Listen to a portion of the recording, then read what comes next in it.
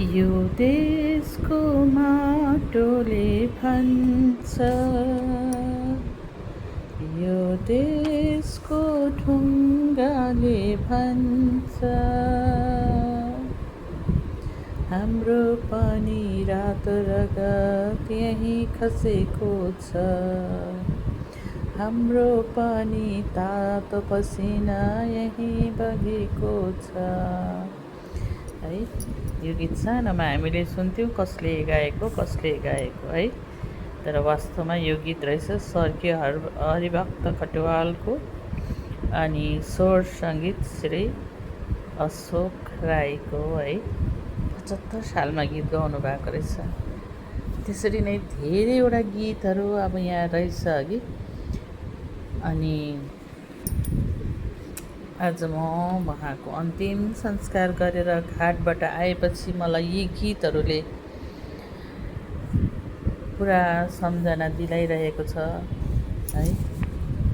मनमा गाँठमा पर्छ तर आँखामा आँसु हुन्न मेरो, डाँडा काँडा खुल्छी है। यस्ता धेरै गीतहरू गाउने हाम्रा स्रष्टा कति गीत गाए होला, कति मरी आवाज निकाले उहाँले है। उहाँको स्वर सुन्नलाई कतिजना आउँथे। आज पनि उहाँको गीतहरू कति नाम चलेको छ है। अनि उहाँले पाएका अभिनन्दन पत्रहरू, उहाँको पुस्तक बाहिर यो देखिएको चित्रहरू है मलाई आज झलझल याद आइरहेको छ। यो उहाँको अभिनन्दन ग्रन्थ, यहाँ लेखिएको कुरोहरू म पढ्ने गर्छु अनि आज मलाई उहाँको सम्झना झलझली भइरहेछ। कसले लेखेको छैनन्, बहुत धेरैजनाले यहाँको शुभकामनाहरू लेखेको छन् यहाँको किताबमा है। अनि लक्की देवी सुन्दासले लेख्नु भएको कुरा झन् मलाई धेरै मन पर्यो है। उहाँले लेख्नु भएको रहेछ, यहाँहरूको तत्त्वावधानमा नेपाली कलाकार श्री अशोक राईको अभिनन्दन ग्रन्थ प्रकाशित गर्नुहुँदैछ भन्ने समाचारले अति हर्षित भए।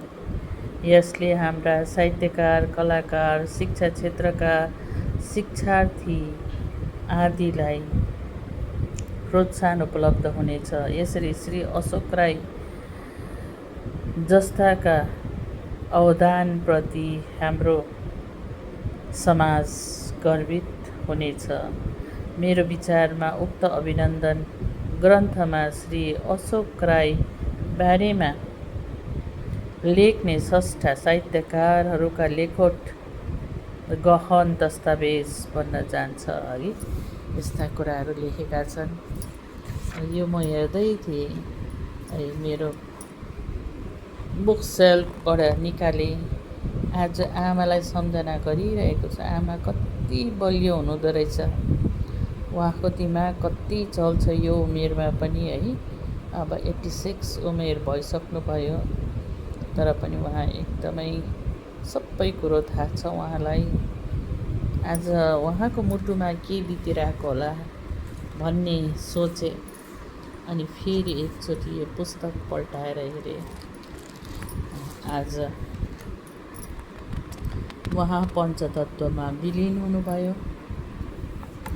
अब हाम्रो परिवार पनि, परिवारभित्र पनि हुनुहुन्छ। उहाँले सानैदेखि छोरी निलाको साथी भनेर धेरै माया गर्नुहुन्थ्यो।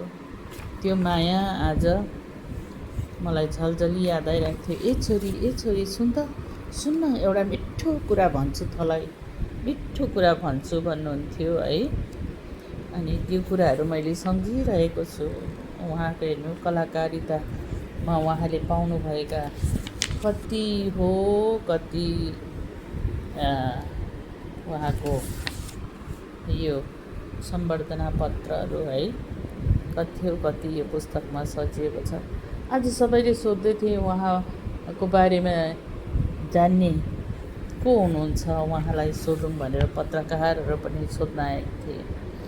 अनि उहाँहरू उमेरमा सानो भएकोले गर्दा उहाँले गरेको कामहरू विषय त्यति उहाँहरूलाई थाहा छैन होला। तर यो ग्रन्थमा तपाईँहरूले हेर्नुभयो भने उहाँले गर्नुभएको काम सबै यहाँ दर्शिएको छ यो पुस्तकमा।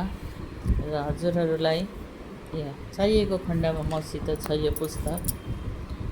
र आज उहाँ शान्त सुत्नुभयो यही माटोमा है। यही माटोमा हामीले रगत पसिना बगाएका छौँ। यही माटोमा आज उहाँलाई हामीले बिदाई दियौँ। अनि आएपछि मन खल्लो भइरहेको छ। हुन त जीवन हो, हामी जो पनि आएपछि जानुपर्छ है। तरै पनि मन मान्दैन नि त है।